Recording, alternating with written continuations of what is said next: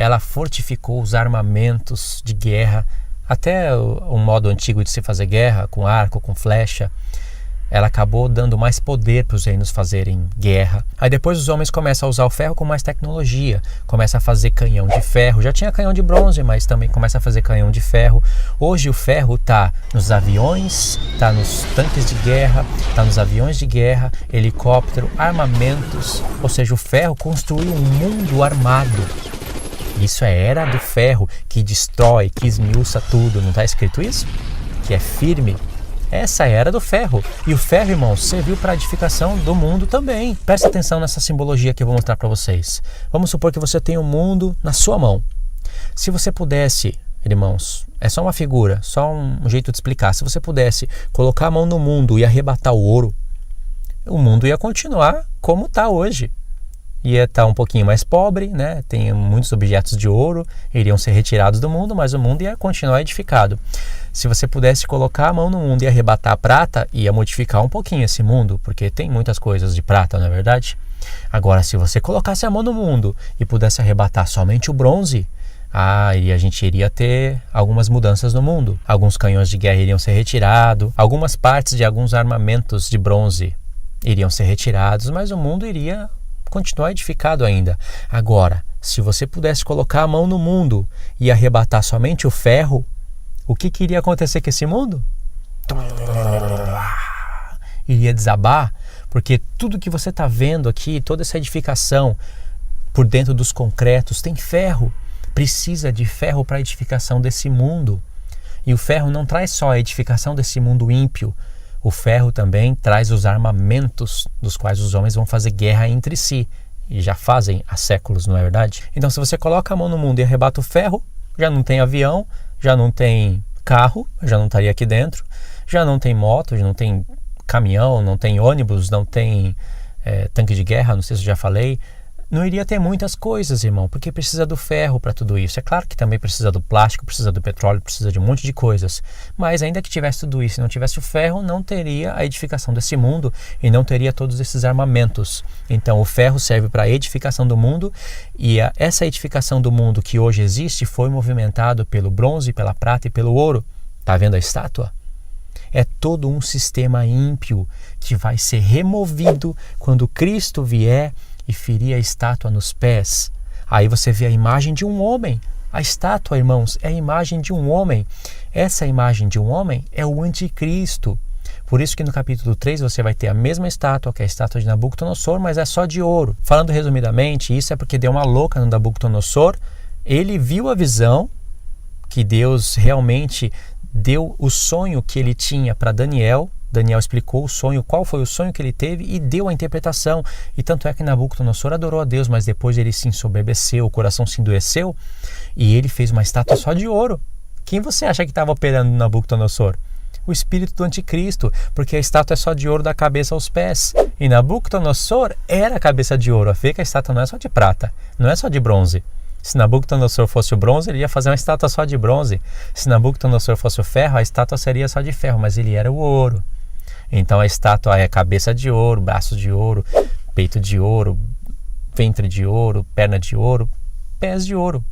Nabucodonosor estava falando o seguinte: não vai haver mudanças de reis. E essa estátua tinha que ser adorada por todos os povos, línguas e nações. E quem não adorasse, iria ser lançado na fornalha de fogo. Nabucodonosor estava falando o seguinte: Deus não estabelece reis e não remove reis. O meu reino vai ser um reino eterno. Todos têm que adorar o meu reino. Meu reino jamais vai ser destruído. E não tem pedra que vai ferir os pés da estátua, porque os pés da estátua é só de ouro. É isso que Nabucodonosor estava falando. Mas, voltando para a estátua, para a primeira estátua, que é onde Deus estabelece a sua lei, não é? A sua lei e os tempos determinados por Deus. Porque Nabucodonosor quis mudar a lei e os tempos, não é? A lei era que Deus estabeleceu tempos determinados, que ele iria estabelecer reinos e remover reinos. Mas Nabucodonosor vem, quer mudar essa lei, quer receber adoração e quer mostrar que não vai ter tempo determinado por Deus coisa nenhuma, que ele que determina tudo. Então Deus vai e faz Nabucodonosor virar bicho por 7 tempos, e aí depois tem aquela história que vocês já conhecem. Mas voltando para primeira estátua, que é onde tem a lei de Deus e os tempos determinados, aquela pedra vem, bate nos pés da estátua e remove todos esses reinos: Iraque, Irã, Turquia, Egito, todos esses reinos que vão estar configurados formando o reino da besta, incluindo a parte ocidente também, que antes eu não colocava, que é a igreja, parte da igreja evangélica, parte da igreja católica, que você vê os papas aí fazendo aliança com o islamismo, a apostasia da igreja católica. Não são todos os católicos que estão apostatando da fé, é claro, mas na parte dos papas isso é evidente para todos. A igreja católica fez o que fez no passado, hoje em dia ela não faz mais o que fez no passado. Tem a parte negativa na igreja católica que eu também não concordo, mas também tem a parte negativa na igreja evangélica, irmãos, que eu também não concordo. Tem idolatria na igreja católica hoje? Tem. Mas também tem idolatria na igreja evangélica. Então não é só acusar os católicos de idolatria, que está adorando Maria, porque se você conversar com eles, vocês vão ver que no coração deles eles não estão adorando Maria. Eles não estão adorando imagens. Só o entendimento errado, eu sei, parece que se remover aquelas imagens, parece que alguma coisa afeta alguma coisa na fé deles, mas não é isso não está adorando Maria, adorando imagem não, tem que olhar bem as coisas. Olha a idolatria dentro da igreja evangélica. Não estou defendendo nenhuma nem outra, porque eu não sou nem católico nem evangélico, entendeu? Eu creio na palavra de Deus, mas eu sei que tem pessoas que vão ser chamadas para o reino de Deus e vão ter o entendimento completo dessas coisas. Deus vai derramar do seu Espírito, já está derramando, vai derramar das últimas chuvas, já está derramando, e aí Deus vai edificar a sua igreja com seus eleitos. Por isso que eu toquei nesse assunto. Então, os pés da estátua vai ser o reino do anticristo. O reino do anticristo vai ter igreja católica, vai ter igreja evangélica, vai ter islamismo na sua maior parte, vai ter guerras, vai ter todas essas coisas, entendeu? Aí a pedra vem e vai remover tudo isso, todos esses reinos. O maravilhoso é quando você conta os reinos na estátua corretamente. Deus está nos ensinando a contar a partir da Babilônia, porque lá onde foi dado os sonhos para Daniel, não é? Aí tem Babilônia, Pérsia, Grécia, Roma. São 4, se você contar. Aí a gente vai até as pernas de ferro. Mas depois a gente tem a parte dos pés da estátua, que seria um reino que será dividido. Então a gente teria um 5º reino. São 5 reinos, certo? Falando de maneira resumida. São 5 reinos. Mas antes da Babilônia, tem o Egito e a Síria, que vai ser contado lá em Apocalipse através de 7 cabeças. Então se você conta o Egito e a Síria antes da Babilônia, porque foram potências, foram reinos que dominaram sobre o povo de Deus, e que de fato está sendo contado em Apocalipse 17, então você tem Egito 1, Assíria 2, Babilônia 3, Pérsia 4, Grécia 5, Roma 6, a parte dos pés 7, aonde vai ter os dedos, né? E onde está o anticristo, que é o 8º rei. Ele é a formação da estátua, ele é a estátua toda, por isso que é a imagem de um homem. E o que nos ajuda a entender isso são os 4 animais, e depois esses 4 animais configurados uns nos outros, remontando aquela besta de Apocalipse 13, que vão ter 7 cabeças, e aí Deus nos ajuda e nos ensina a contar 7 cabeças, e o 8º rei em Apocalipse 17, que tem a explicação, que traz o desfecho de toda a explicação referentes a reinos. Deu para entender, irmãos? Então, quando aquela pedra vem e bate e fere a estátua nos pés, quer dizer que Deus está removendo toda a ideologia babilônica, todo o comércio desse mundo, o comércio ímpio, toda a edificação maligna desse mundo.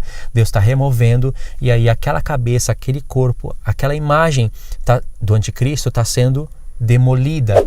E aí aquela pedra vai e se torna um reino eterno. Ou seja, aquela estátua é um reino. Eu acabei perdendo o áudio do lapela, irmãos, porque acabou a bateria do aparelho e eu nem vi quando que acabou a bateria. Eu olhei aqui e ele está desligado.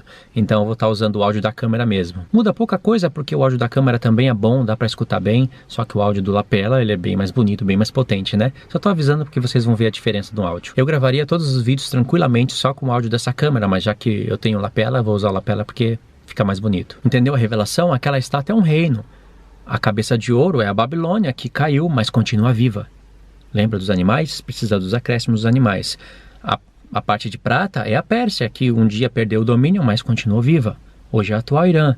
Mas aí você vai ver que a estátua forma um corpo, o qual vai configurar um reino que vai cair, todos os reinos vão cair só no final. Então quando aquela pedra é Cristo e a igreja, é a cabeça e o corpo, vai vir bater e ferir a estátua nos pés, todos aqueles reinos vão cair e vai vir um reino eterno. Ou seja, era como se Deus estivesse removendo uma imagem e estabelecendo outra imagem. A imagem da impiedade, a imagem que é contra a lei. Essa imagem vai ser removida, a cabeça da estátua e o corpo vai ser demolido. E aí uma outra cabeça em um outro corpo vai ser posto no lugar dessa imagem, que vai ser Cristo.